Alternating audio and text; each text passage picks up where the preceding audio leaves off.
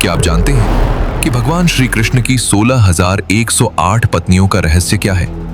अक्सर लोग सोचते हैं कि भगवान श्री कृष्ण ने केवल 16,100 महिलाओं को अपना नाम दिया था।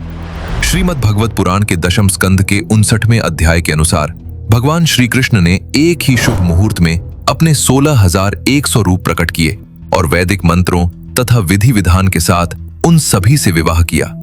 लेकिन कुछ ग्रंथों और आचार्यों द्वारा इसकी एक गहरी आध्यात्मिक व्याख्या भी बताई जाती है। दोस्तों, आज की इस वीडियो को थोड़ा ध्यान से समझिएगा, क्योंकि आज हम भगवान श्री कृष्ण की 16,108 पत्नियों के रहस्य की बात करने वाले हैं। सबसे पहले यह समझना आवश्यक है कि हमारे सनातन धर्म में 4 वेद हैं, क्योंकि उन कन्याओं का रहस्य इन्हीं वेदों में छिपा हुआ है। ऋग्वेद, यजुर्वेद, सामवेद और अथर्ववेद। वेदों के ज्ञान को मुख्य रूप से 3 भागों में विभाजित किया गया है: कर्मकांड, उपासना कांड और ज्ञान कांड। कर्मकांड में लगभग 80,000 मंत्र बताए गए हैं, उपासना कांड में 16,100 मंत्र बताए गए हैं और ज्ञान कांड में लगभग 4,000 मंत्र बताए गए हैं। कहा जाता है कि एक समय उपासना कांड के ये 16,100 मंत्र भगवान से प्रार्थना करने लगे। उन्होंने कहा, हे प्रभु, हमें आपके लिए ही प्रकट किया गया है, कृपया हमें पूर्ण रूप से स्वीकार कीजिए। तब भगवान ने उन्हें आशीर्वाद दिया और कहा, तुम विभिन्न कुलों में स्त्री रूप में जन्म लोगी और मेरे कृष्ण अवतार में मैं मानव जाति के कल्याण के लिए तुम्हें पूर्ण रूप से अपना लूंगा। लेकिन दोस्तों, यहां एक बात समझना बहुत आवश्यक है। भगवान श्री कृष्ण की कुल 16,108 पत्नियां बताई जाती हैं, लेकिन उनमें से 8 पत्नियां ऐसी थीं जिन्हें उनकी मुख्य रानियों का स्थान प्राप्त था। इन 8 प्रमुख रानियों को अष्टभार्या कहा जाता है: रुक्मिणी, सत्यभामा, जाम्बवती, कालिंदी, मित्रविंदा, नागनजिति, भद्रा और लक्ष्मणा। ये 8 रानियां भगवान श्री कृष्ण के जीवन में विशेष स्थान रखती थीं। कुछ आचार्य इन अष्टभार्याओं की आध्यात्मिक व्याख्या भी करते हैं। वे बताते हैं कि ये केवल रानियां ही नहीं, बल्कि भगवान की 8 प्रकृतियों का भी प्रतीक हैं: पृथ्वी, जल, अग्नि, वायु और आकाश तथा मन, बुद्धि और अहंकार। ये 8 तत्व मिलकर अष्ट प्रकृति कहलाते हैं। इसी कारण कुछ विद्वान अष्टभार्याओं को भगवान की 8 प्रकृतियों का प्रतीक भी मानते हैं। अब प्रश्न उठता है कि यदि ये 8 मुख्य रानियां थीं, तो फिर शेष 16,100 रानियों का रहस्य क्या था? आइए अब उसी रहस्य को समझते हैं। जब भगवान श्री कृष्ण देवी सत्यभामा के साथ नरकासुर का वध करके उसके महल के उस भाग में पहुंचे जहां उन कन्याओं को कैद करके रखा गया था, तब भगवान श्री कृष्ण को देखते ही वे सभी कन्याएं मुग्ध हो गईं। उनके दिव्य स्वरूप, करुणामय नेत्रों और अलौकिक तेज को देखकर उन सभी ने मन ही मन भगवान श्री कृष्ण को अपना पति स्वीकार कर लिया। उधर भगवान श्री कृष्ण भी उनके हृदय में उत्पन्न हुए इस पवित्र प्रेम और समर्पण भाव को जान गए। इसके बाद प्रभु श्री कृष्ण ने उन सभी कन्याओं को बंधन मुक्त कराया और उन्हें सम्मान पूर्वक उनके अपने घर पहुंचाया।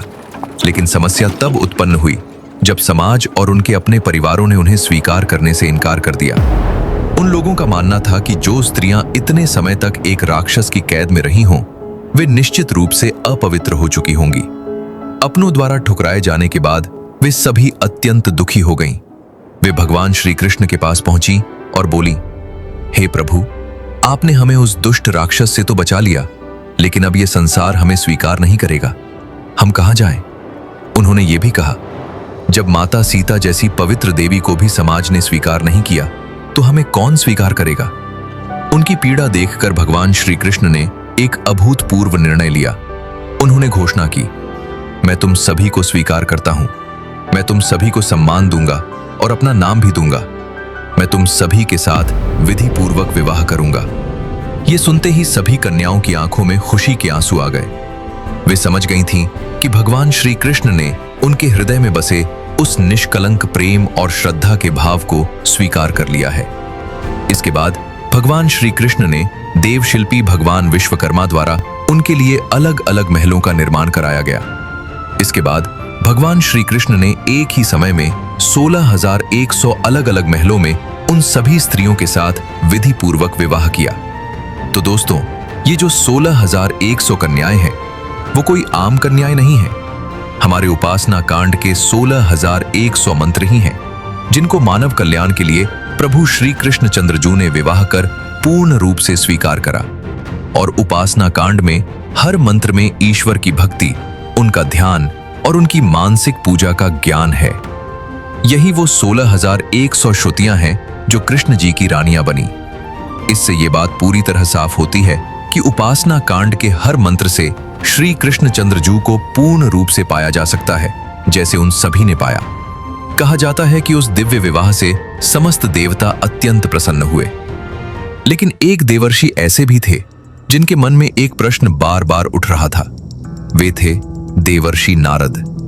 नारद जी सोचने लगे, एक ही भगवान और 16,108 रानियां, ये कैसे संभव है? यही प्रश्न उनके मन पर छा गया और उन्होंने स्वयं द्वारका जाकर इस रहस्य को जानने का निश्चय किया कि वे एक ही शरीर से 16,108 रानियों के साथ गृहस्थ जीवन का निर्वाह कैसे करेंगे। लेकिन जब उन्होंने वहां जो देखा, उसने उन्हें भी आश्चर्यचकित कर दिया। आखिर नारद जी ने ऐसा क्या देखा? क्या इसके पीछे कोई दिव्य रहस्य छिपा था? जानने के लिए चैनल को सब्सक्राइब कीजिए और कमेंट में लिखिए जय श्री कृष्ण। इस रहस्य को हम अगली वीडियो में जानेंगे। तब तक के लिए जय द्वारकाधीश।